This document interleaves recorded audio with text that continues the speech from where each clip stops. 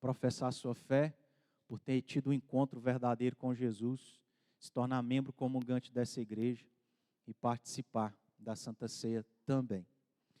Nesse sentido, tanto as crianças quanto aos demais irmãos, eu quero lembrar que nós estamos diante de Deus que se faz presente para cultuar o nosso Deus, estamos diante da sua palavra, que é onde Deus há de falar ao nosso coração. Então, prestemos atenção naquilo que Deus já falou através de alguns textos que lemos, mas através daquilo que vai ser exposto com um tempo maior também daquilo que Deus registrou. Então, crianças, é Deus falando com vocês. Adultos, é Deus falando com nós, através da sua misericórdia. Capítulo 11 de 1 Coríntios.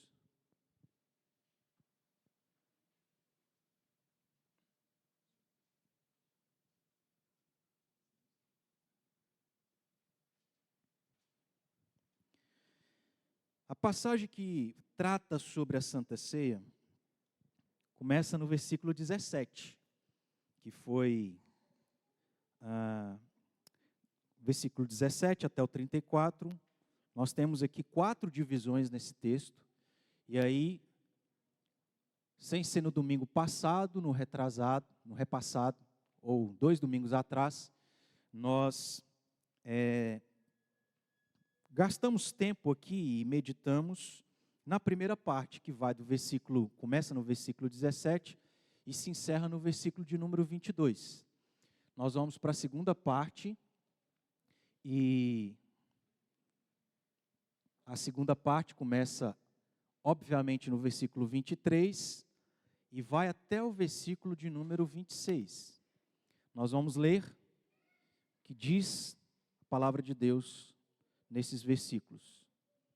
E diz assim: porque eu recebi do Senhor o que também vos entreguei, que o Senhor Jesus, na noite em que foi traído, tomou o pão, tendo dado graças, o partiu e disse: isto é o meu corpo que é dado por vós, fazei isto em memória de mim. Por semelhante modo, depois de haver ceado, tomou também um cálice, dizendo: este cálice é a nova aliança no meu sangue, fazei isso todas as vezes que o beberdes, em memória de mim. Porque todas as vezes que comerdes este pão e beberdes o cálice, anunciais a morte do Senhor, até que Ele venha. Eu quero recapitular rapidamente a primeira parte desse bloco maior que trata sobre a Santa Ceia. Começa o versículo 17, termina no versículo 34. Primeira parte desse bloco, que é do versículo 17 ao versículo 22, de maneira resumida, o que nós vimos daquilo que Paulo tratou aos coríntios é que a maneira da qual esses coríntios estavam realizando a ceia do Senhor não era a maneira correta de realizar e celebrar. Paulo vai dizer e chamar a atenção daqueles crentes para dizer assim: a maneira como vocês estão realizando a ceia do Senhor não é como vocês estão fazendo. Vocês estão fazendo de maneira errada. E aí a gente aprendeu, e tem 2 ensinos dessa maneira errada que eles estavam realizando a ceia, que era, em primeiro lugar, realizando a ceia de maneira carnal. Por quê? Eles estavam indo se encontrar e participar da ceia para encher a barriga, para comer pão, tomar muito vinho, ao ponto de alguns ficarem sem ter o que comer, e ao ponto de alguns até mesmo se embriagarem com tanto consumo de vinho. Então Paulo está condenando esses crentes, porque a maneira como eles estavam realizando não era a maneira correta. Eles estavam realizando de maneira carnal. E em segundo lugar, não só de maneira carnal, mas consequentemente não havia comunhão na participação e na realização da Santa Ceia. Porque uma vez que eles realizavam ela de maneira carnal, isso resultava em falta de comunhão. Alguns ficavam sem participar, sem ter o que comer, e outros se embriagavam, e a gente sabe os efeitos, não por experiência própria, mas nós sabemos os efeitos do que causa a bebida quando as pessoas se embriagam. E aí Paulo vai começar chamando a atenção dos crentes para dizer que a maneira como eles estavam fazendo não era a maneira correta, e agora, consequentemente, na nossa passagem, versículos 23 a 26, ele vai dizer a maneira correta, a maneira certa de realizar a ceia do Senhor. Veja, meus irmãos, que no versículo 20, Paulo é bem direto em dizer que o que eles estavam fazendo não era a ceia do Senhor. Volte seus olhos para o versículo 20. Quando, pois, vos reunis no mesmo lugar, vamos juntos? Não é a ceia do Senhor que comeis. Porque não era a maneira correta. Não foi a maneira pela qual Cristo ensinou como a ceia deve ser realizada. E não foi a maneira correta como os discípulos e os apóstolos ensinaram as igrejas a realizarem a ceia do Senhor. É isso que Paulo vai falar no versículo 23. Ele começa falando assim: porque eu, como apóstolo, recebi do Senhor, de Cristo Jesus, recebi o quê? A orientação, o ensino, a instrução de como a ceia do Senhor deve ser celebrada, como ela deve ser realizada. Os passos, os princípios, o significado e coisas relacionadas a isso. Então Paulo diz, olha, a maneira como vocês estão realizando a ceia está errado. Isso aí não é a ceia do Senhor. Porque a ceia do Senhor é aquilo que Jesus ensinou para mim. E eu, chamado por Deus para poder pregar a vocês, gentios, é de outra forma. Maneira como Jesus me ensinou foi a maneira como eu ensinei a vocês. Só que vocês não estão celebrando a ceia do Senhor da maneira correta. Ele diz, porque eu recebi do Senhor o que também vos entreguei.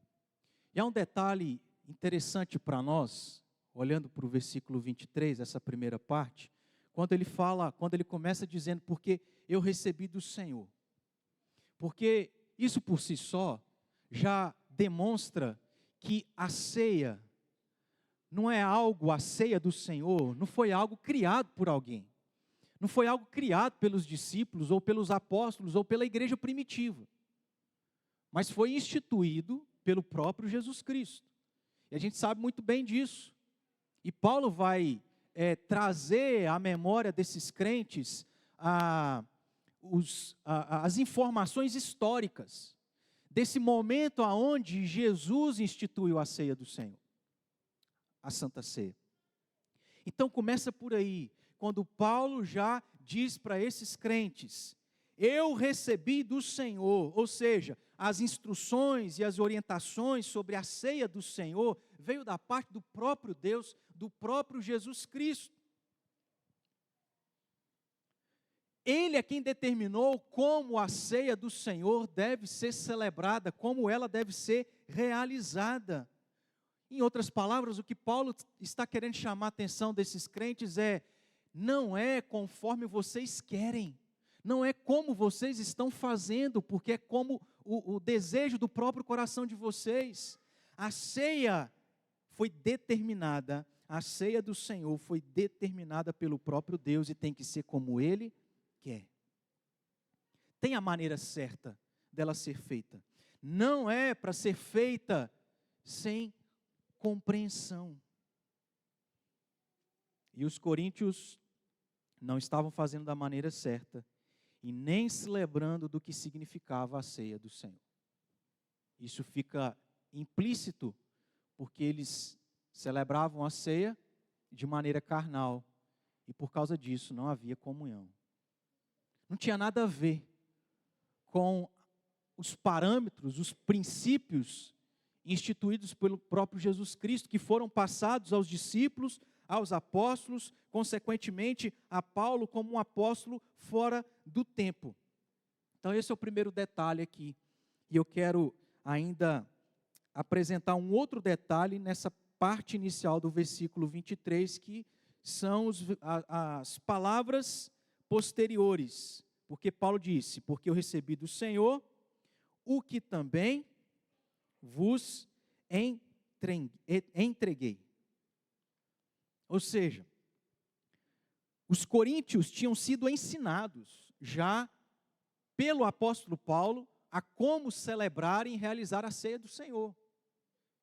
Eles não celebraram porque decidiram fazer isso por conta própria. É Deus que usou os apóstolos para as igrejas serem fundadas, existirem, serem orientados pelos apóstolos, esses crentes, e uma das coisas principais da vida cristã, da comunidade cristã, da igreja, é a comunhão, é a ceia do Senhor, é esse sacramento.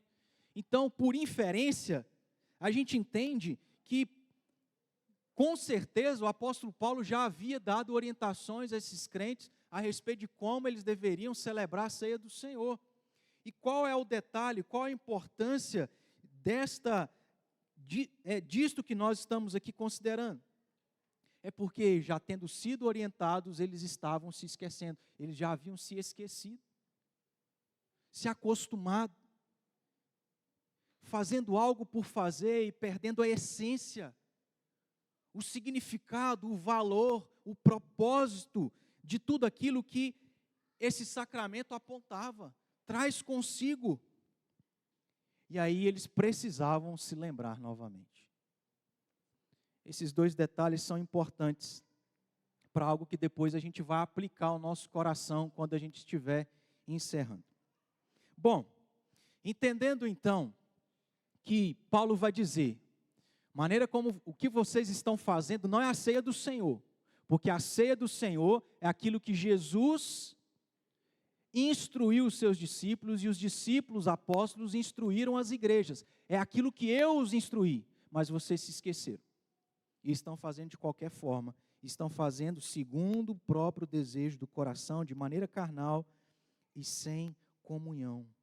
Aí há uma informação histórica, vamos assim dizer, que serve de fundamento, se é que isso fosse necessário, mas Paulo se apropria de um fundamento histórico para fundamentar, para dar peso àquilo que ele está aqui dizendo. E essa informação histórica, veja aí, está no versículo 23. Porque depois de ele dizer, porque eu recebi do Senhor o que também vos entreguei, qual é a informação histórica? Que o Senhor Jesus, na noite em que foi traído, e aí ele vai dizer as coisas relacionadas à ceia. A menção histórica aqui é de que essa instituição da ceia do Senhor, por Jesus Cristo, que é quem deu aos discípulos apóstolos e eles consequentemente a igreja, veio da parte de Jesus, num momento da vida de Jesus. Que é naquela noite em que ele foi ceiar com seus discípulos pela última vez, antes da sua morte. E ali então ele faz a transição da Páscoa, porque eles estavam celebrando a Páscoa, para a ceia do Senhor. Aonde, em um outro sentido, era isto demonstrar que as coisas do Antigo Testamento se cumpriram na pessoa de Jesus. Tudo aquilo não era necessário mais ser feito. E nós hoje pela manhã vimos que de fato foi isso. Porque antes era necessário circuncidar, ser circuncidado. Mas agora em Cristo Jesus não mais. E havia no meio das igrejas os judaizantes, que eram aqueles que continuavam buscando praticar o Antigo Testamento, entendendo que era por meio da prática destas coisas que eles alcançariam a graça de Deus. Mas não, aqui fica evidente essa transição da Páscoa para a ceia, porque Jesus institui a ceia, que aquelas coisas todas passaram, perderam seu valor, porque estava ali o próprio Jesus Cristo, que todas aquelas coisas apontavam. E aí Paulo vai dizer que a maneira certa da ceia ser celebrada é a maneira como Jesus determinou na noite em que ele foi traído e depois, logo em seguida, seria crucificado. Então foi algo real, histórico, que aconteceu, instituído não por homens, mas pelo próprio Deus, por Jesus Cristo. Então eles deveriam ser chamados a atenção e corrigir a maneira como eles estavam praticando a ceia. Eles precisavam voltar a lembrar do que Paulo já havia os instruído, da parte do próprio Jesus. E o que Cristo ensinou sobre a ceia? Então, olhando para o finalzinho do versículo 23, até o final do versículo 26, ou até o versículo 26, Paulo vai dizer o que Cristo ensinou. E mais especificamente, a parte final do versículo 23 até o versículo 25. O que Cristo ensinou sobre a ceia, a Santa Ceia? Então, a ceia do Senhor não é algo para ser realizado de maneira carnal. A ceia do Senhor não é para ser realizada de uma maneira onde não há comunhão. A ceia do Senhor, a ceia que Cristo instituiu, é aquela aonde, nos versículos 23 e 24, que nós sabemos, porque todo primeiro domingo do mês a gente cita isso, é que Jesus tomou o pão e tendo dado graças, o partiu e disse, isto é o meu corpo que é dado por vós, fazer isso em memória de mim. E aí, uma outra parte da Santa Ceia, que é o versículo 25, Jesus também disse, e nos instruiu sobre como a ceia do Senhor é verdadeiramente. Por semelhante modo, depois de haver ceado, tomou também o cálice, dizendo, este cálice é a nova aliança no meu sangue, fazei isso todas as vezes que o beberdes em memória de mim. Nós temos 3 ensinos de Jesus sobre o que é a ceia do Senhor. Não é carnal e não é para ser realizada sem ter comunhão. Para ter o oposto disso. A ceia do Senhor, olhando tanto para o elemento do pão, quanto para o elemento do vinho ou do cálice, em primeiro lugar, veja, Jesus diz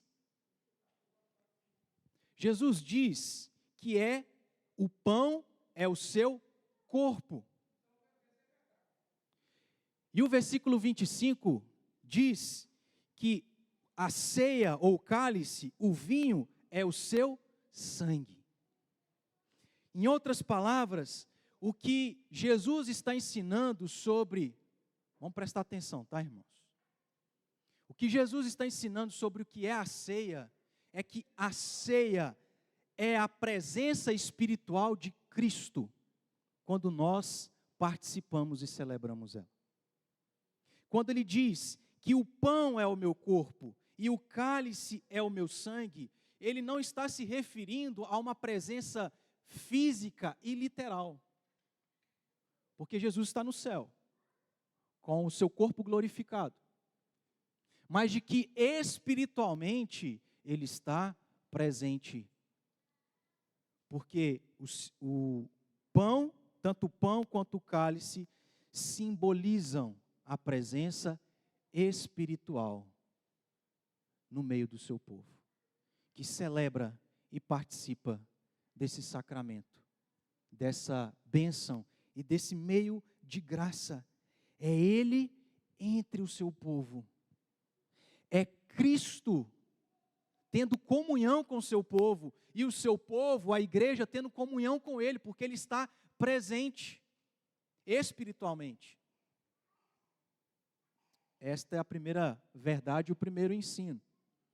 Mas, olhando tanto para o elemento do pão, quanto para o elemento do cálice ou do vinho, um segundo ensino é que Jesus disse que aquilo, o pão partido, que é o seu corpo, foi dado por eles, foi dado por nós, que é dado por vós.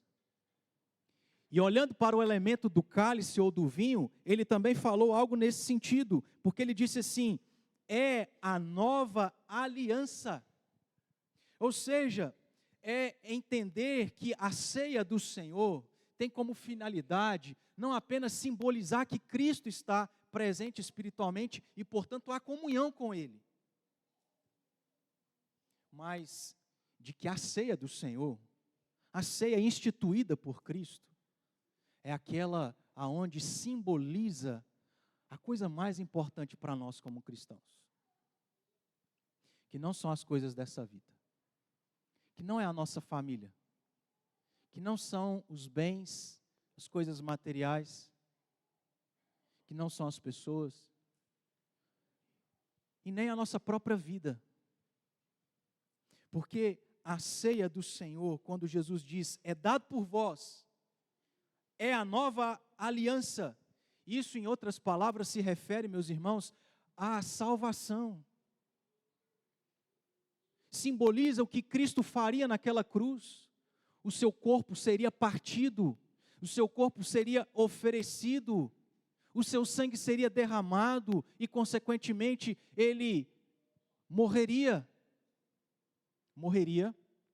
em nosso lugar, por causa dos nossos pecados, para satisfazer a ira de Deus, para sofrer o castigo e a punição pelos nossos pecados.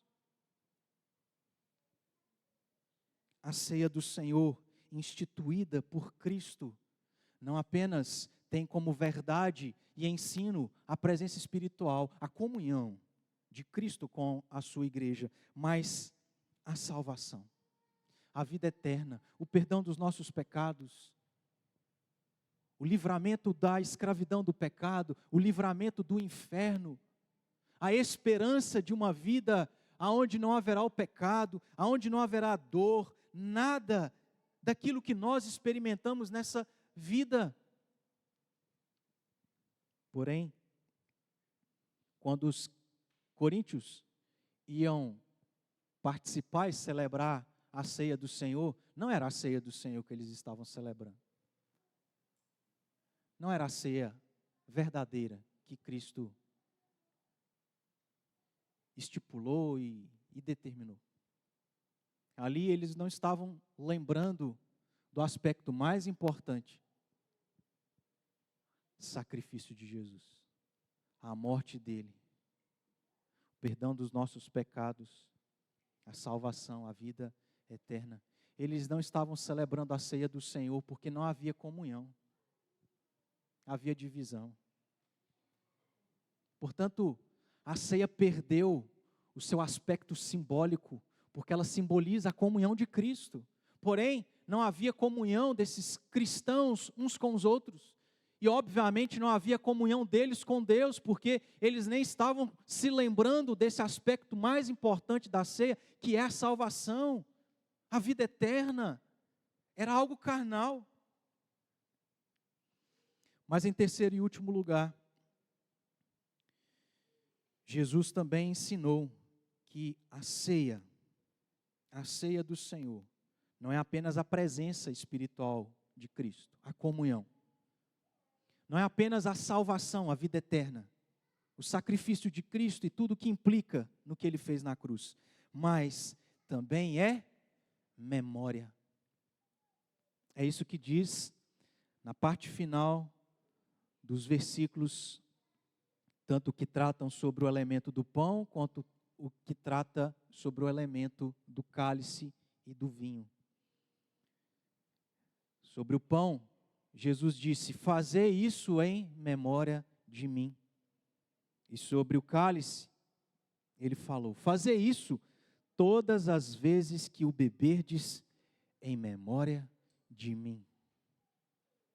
3 verdades, 3 ensinos: presença espiritual de Jesus, a comunhão, mais a salvação, mais memória, lembrança, trazer à memória, trazer ao coração a lembrança de todas estas coisas. Mas eles estavam se esquecendo. Isso nem passava na cabeça e na mente deles.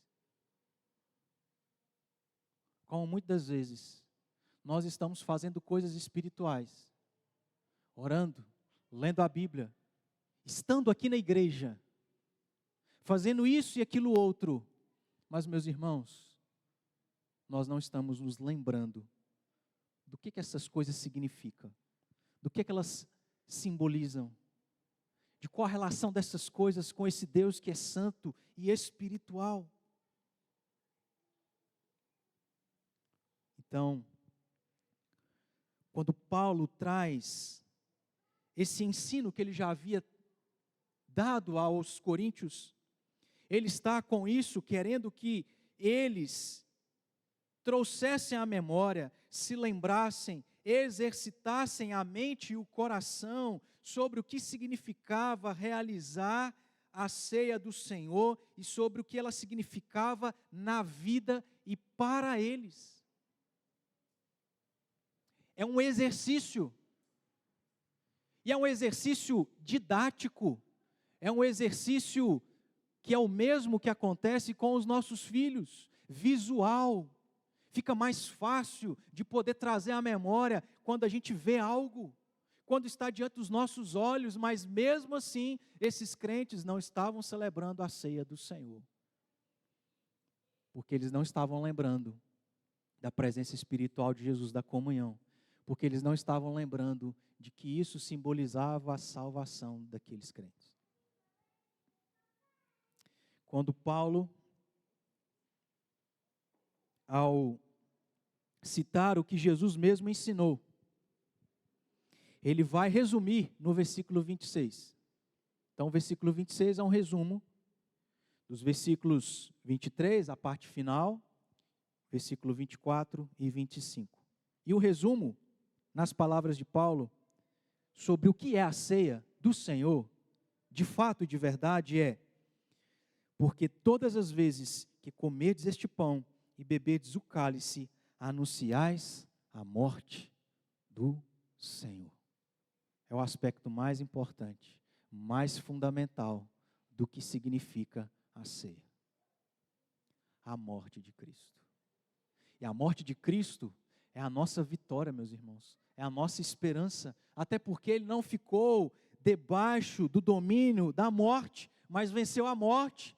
E porque Ele morreu, Ele venceu o pecado, Satanás.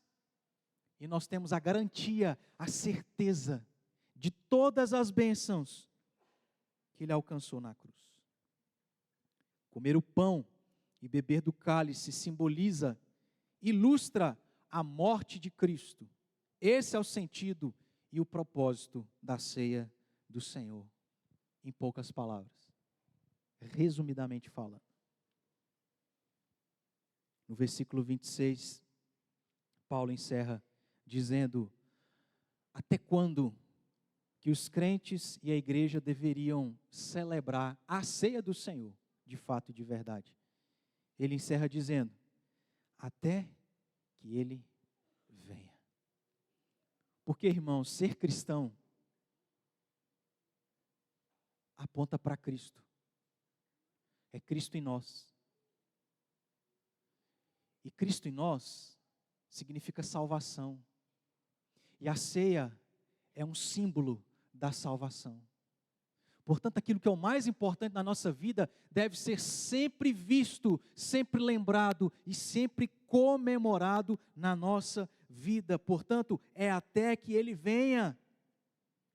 Em outras palavras, é Paulo dizendo, a ceia do Senhor, que significa que tem esses ensinos todos que Jesus deu ao que ela é para todo sempre, é para ser realizado todos os dias da vida, até o último dia da vida, ou até que Ele volte, e você não tem que passar pela morte. Como cristãos, ser cristão significa que nós devemos participar da ceia. A ceia não pode deixar de ser uma prática na nossa vida, porque simboliza o que é mais importante, a morte de Cristo, a nossa salvação, a vida eterna. Sendo assim, quero aplicar algumas coisas. Primeiro, nós aprendemos que quando Paulo disse, porque eu recebi do Senhor, a origem é de Deus. Isso significa, então, pensando e aplicando a nós, o que a gente precisa voltar a afirmar, que Deus é quem determina como devem ser as coisas, como deve ser a minha vida e a sua vida como cristãos, como que nós devemos vivê-la.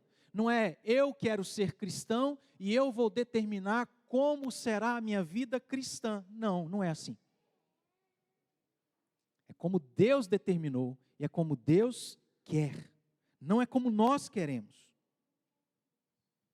Seja em relação à ceia do Senhor, seja em relação ao culto, seja em relação à sua vida prática como crente, seja a sua vida cristã fora da igreja e lá no mundo, seja dentro da sua casa, seja onde for, nós dizemos, a palavra de Deus é a nossa única regra de fé e prática, ela é o que dirige, ela é instrução e orientativa, ela nos orienta sobre como que é a vida cristã, e não é como a gente quer. E o problema, meus irmãos, é que muitos de nós estamos falhando em entender isso. Queremos ser cristãos, mas é do meu jeito. É segundo as minhas leis, segundo as minhas regras.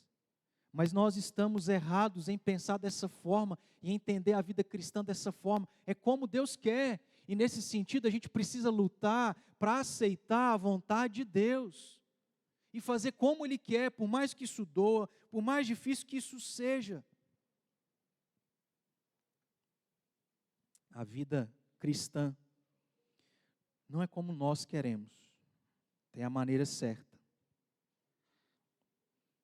E elas não devem ser feitas sem compreensão. Porque caso contrário, meus irmãos, estamos aqui, mas o culto que nós tivemos não é o culto do Senhor. A oração que nós fizemos não é a oração do Senhor. Os cânticos que nós aqui entoamos não é os cânticos do Senhor. Nada é do Senhor, porque está sendo como nós queremos, e não é como a gente quer. Então essa é a primeira aplicação. A segunda é, muitas coisas que já fomos ensinados, talvez a gente está precisando se lembrar, porque a gente se acostumou. A vida inteira você vem à igreja, e você já acostumou. Perdeu a importância, o significado do que é ir à igreja, do que é estar na igreja. Quanta coisa a gente sabe, quantas coisas nós fomos ensinados, como esses coríntios foram ensinados sobre a ceia do Senhor, mas vai passando o tempo, a gente vai se acostumando, isso vai se tornando algo natural e perde o sentido. A gente faz por fazer, perde o significado, perde a importância. E a gente precisa se lembrar novamente. O que significa ir à igreja, estar na igreja, cultuar a Deus, de fazer as coisas que envolvem o culto a Deus? O que é a vida cristã? Por que nós temos que viver da forma como Deus determina e por aí vai? Então a primeira coisa que nós devemos fazer é lembrar que é Deus quem determina, não é você. Então aceite e submeta a vontade de Deus para aquilo que Ele quer que você faça. Em segundo lugar, é que talvez nós estejamos esquecendo ou esquecidos das coisas que nós um dia aprendemos. E é por isso que a gente está falando sobre a ceia. Talvez nós estejamos como os coríntios. E a gente precisa voltar a se lembrar novamente. Terceira coisa, terceira prática, é que na ceia do Senhor, como nós aprendemos, então isso aqui é algo para você praticar quando nós estivermos participando da ceia do Senhor. É que ela, quando nós formos participar dela, precisa haver três coisas. Precisa haver memória. lembrança do que significa. E não é muito difícil, porque está desenhado, está ilustrado. É pão que a gente pega e é o cálice que a gente pega, que a gente vê, que a gente sente. A primeira coisa que nós precisamos lembrar, precisa haver memória. Eu não posso tomar sem compreender o que aquilo simboliza e significa na minha vida. Nós, meus irmãos, quando vamos celebrar e participar da ceia, nós precisamos, ou precisa haver exercício da nossa mente e do nosso coração sobre o que estamos fazendo, sobre o que isso significa na nossa vida. É um exercício. Eu preciso acordar e olhar para aqueles elementos e, por associação, porque a gente já foi ensinado, eu preciso trazer a minha memória. Corpo e sangue, igual a morte, igual a vida, igual salvação.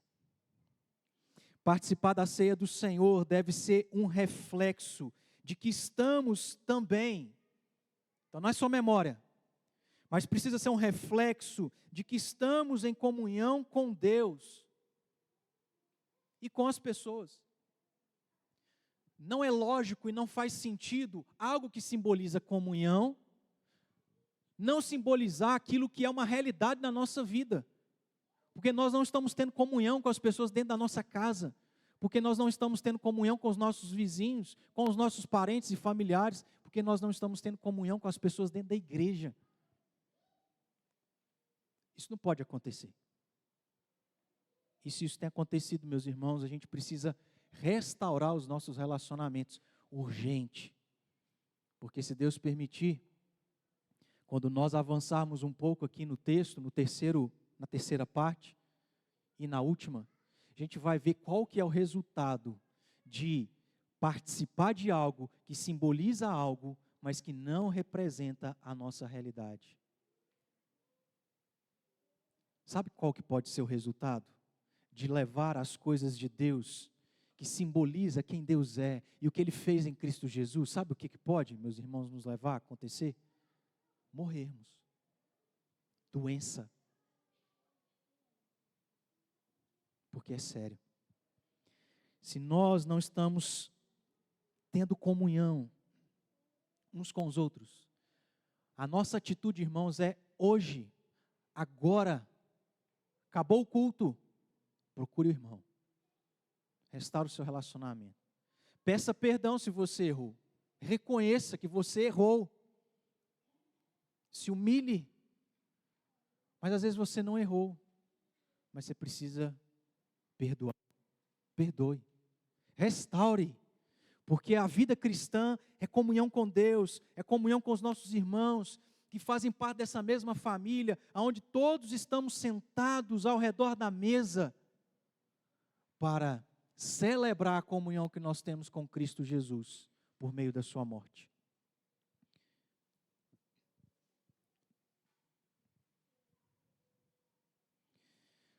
Mas o fato é que o exercício prático não é somente em relação à ceia do Senhor, de lembrar, de entender o significado, mas, irmãos, é em relação a qualquer outra coisa na nossa vida.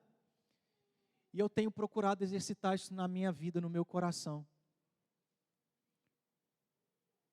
Nós precisamos, meus irmãos, quando sairmos das nossas casas para virmos à igreja, fazer um exercício extremamente difícil. Lembrar o que significa estar na igreja. Por que devemos estar? O que devemos fazer ao estar na igreja? A gente precisa forçar o nosso coração e a nossa mente para fazer as coisas da maneira certa, que tem um sentido espiritual, de fazer e lembrar as coisas espirituais relacionadas a Deus da maneira correta. A gente pode exemplificar isso em outras coisas que acontecem na nossa vida, como, por exemplo, as crianças, quando vão fazer o dever de casa. Imagino que a maioria delas, se não todas, quando começa a fazer o dever de casa, em alguns minutos, o que acontece? Ela desconcentra.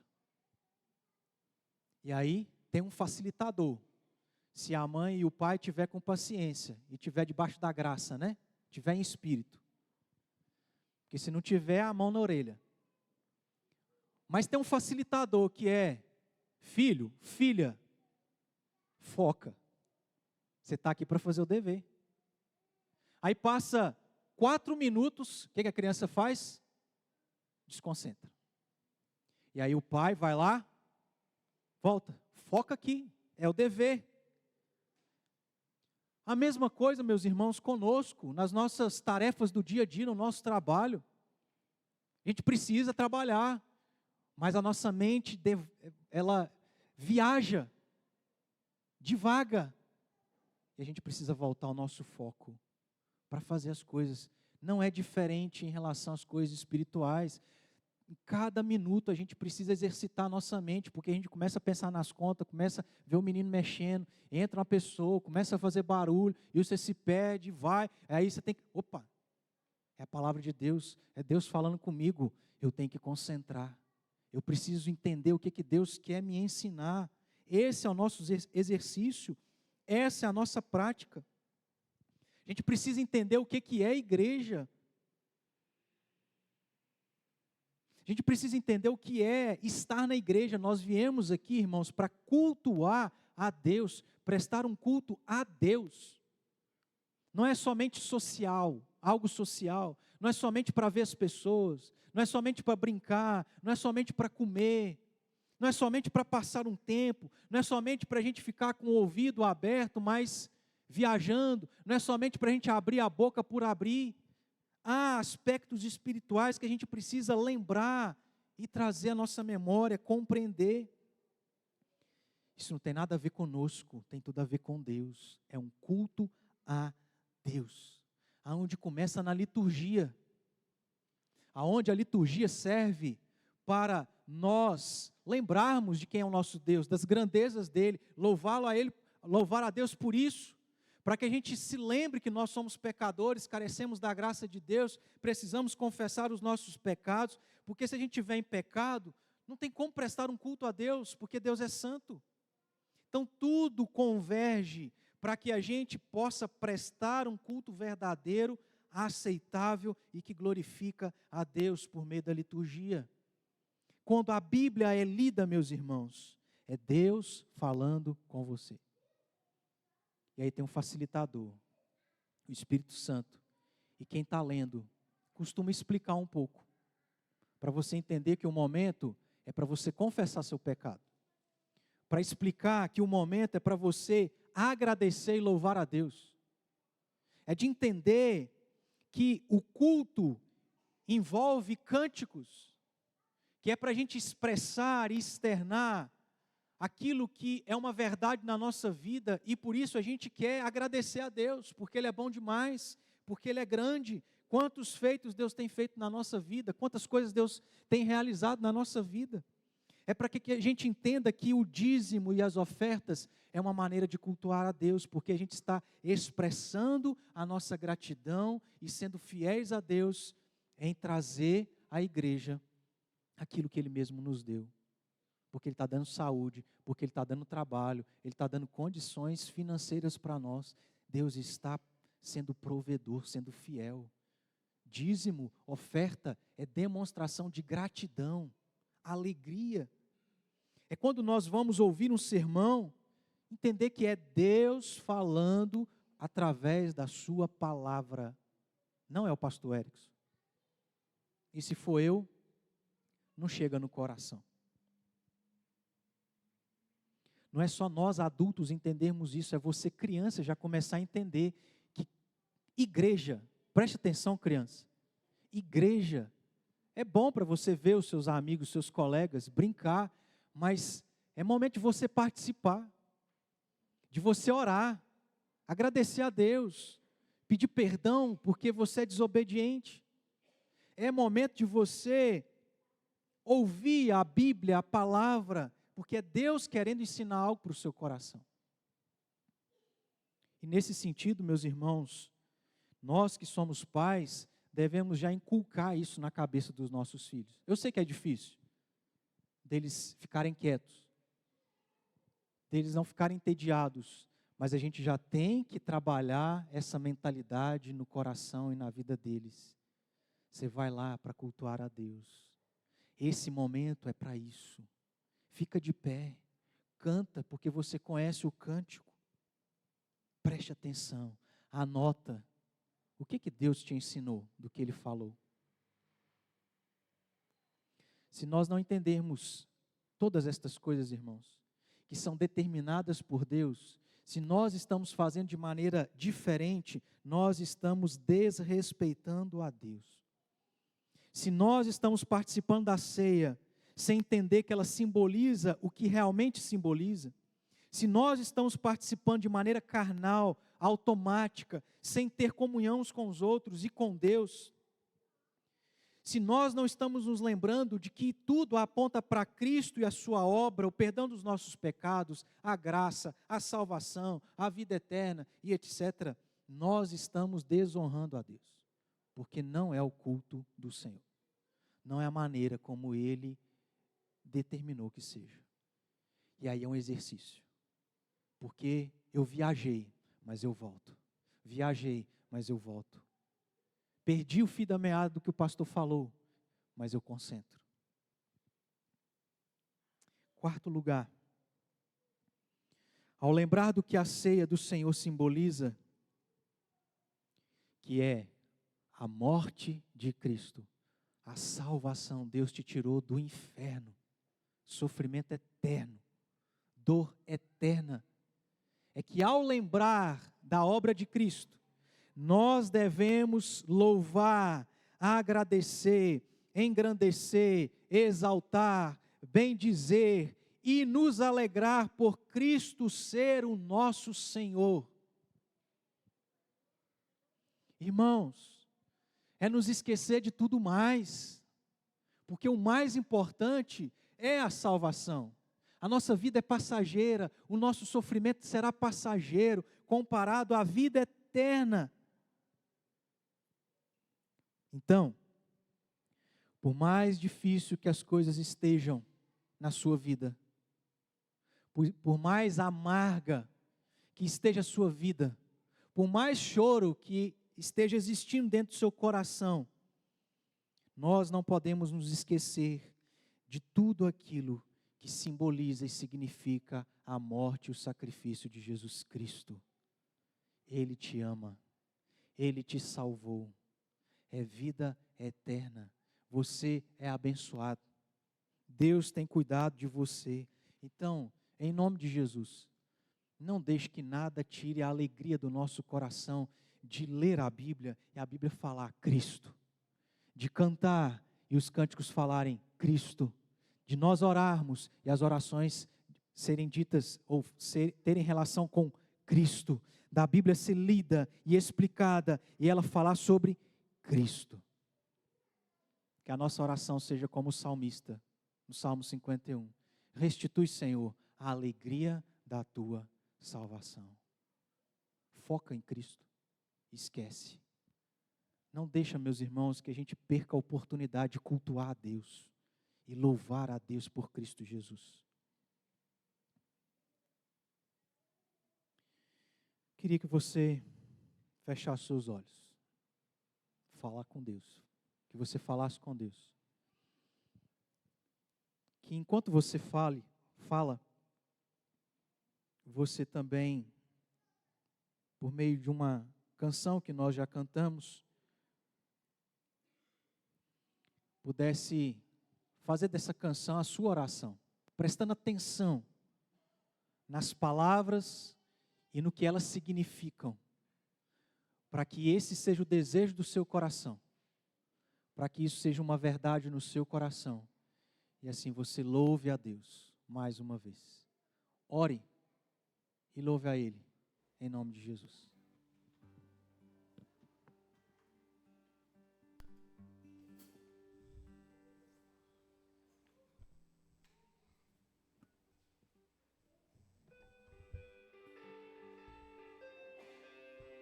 Se coloca de pé.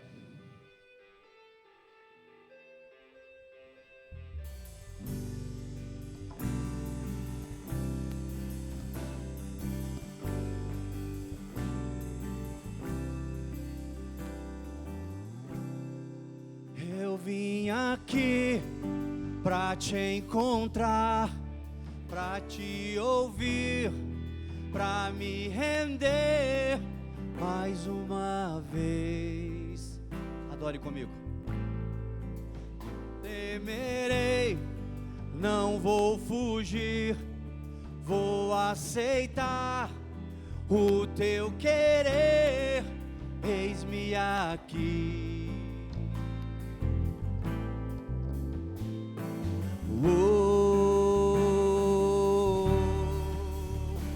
Tua voz aquece o meu coração, devolve a vida, a razão, e me faz cantar, me refaz de novo e mais uma vez, moldando o meu coração ao teu, ao teu. Eu abro mão de decidir o que é melhor, vem governar meu coração. És o meu Deus, o meu Senhor, dono de mim e mais ninguém me ama assim.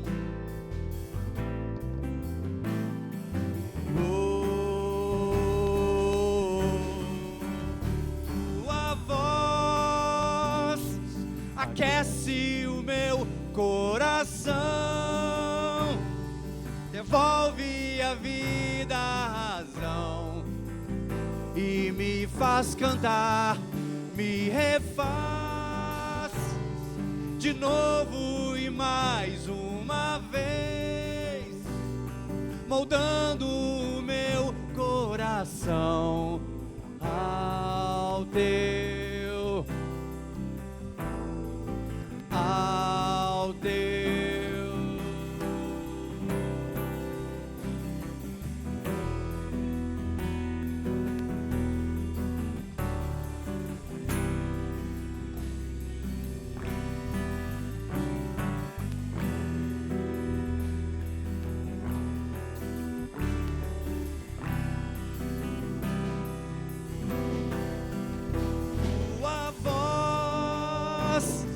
Aquece o meu coração, devolve a vida, a razão, e me faz cantar, me refaz de novo e mais uma vez, moldando o meu coração ao teu, ao teu, ao teu.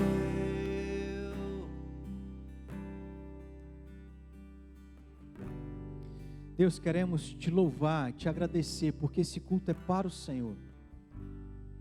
E te louvar pelo teu amor manifestado em Cristo Jesus. Esse amor que é real, é verdadeiro, que já temos sentido, mas que talvez, ó Deus, pelas circunstâncias que estamos vivendo, difíceis, a gente precisa sentir novamente. Que assim seja, meu Deus. E que ao sentir o teu amor, possamos esquecer de tudo mais e abrir os nossos lábios como gratidão pela morte do teu filho, mas a sua ressurreição, a vida eterna, a segurança e a certeza de uma vida incomparavelmente melhor a essa que nós estamos tendo.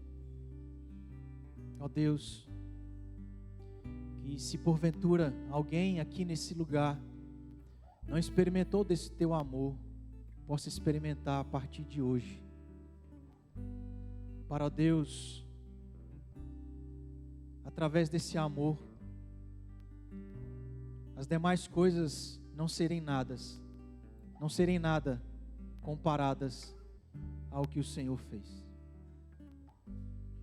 Que, ó Pai, possam entregar a sua vida e se renderem a Cristo, porque Ele é o único caminho, a verdade e a vida, é o único Senhor, é o Salvador do mundo. Ó Deus, pedimos perdão, porque às vezes nos esquecemos do Teu amor. Nos esquecemos, ó Deus, o que significa ser cristãos. Nos esquecemos o que significa estar na igreja. Nos esquecemos para o que devemos estar na igreja. Ó Deus, nos ajude a fazer esse exercício de lembrar, de focar, de voltar a nossa mente e o nosso coração para o Senhor. Ó Deus, e que o Senhor tenha falado ao nosso coração. Que o Senhor continue falando, ministrando, ó Deus, para que nós possamos ser sempre gratos e cultuar o Senhor dentro da igreja e fora dela. Abençoe-nos, ó Pai, e que a ceia do Senhor seja realizada e celebrada da maneira certa, não de maneira carnal, não, ó Deus, sem comunhão, mas cientes, nos lembrando da presença espiritual de Cristo, da comunhão com Ele, tendo comunhão uns com os outros, com Cristo Jesus, o Teu Filho, de poder, ó Deus, lembrar daquilo que é o mais importante, a salvação, a vida eterna. Que tudo isso, ó Deus, nos encoraja a seguir, em nome de Jesus. E agora, que a graça do nosso Senhor Jesus Cristo, o amor do eterno Deus Pai, as comunhões e as consolações do Teu Santo Espírito, seja sobre nós, povo Teu, Igreja de Cristo Jesus, hoje e para todos sempre. Amém.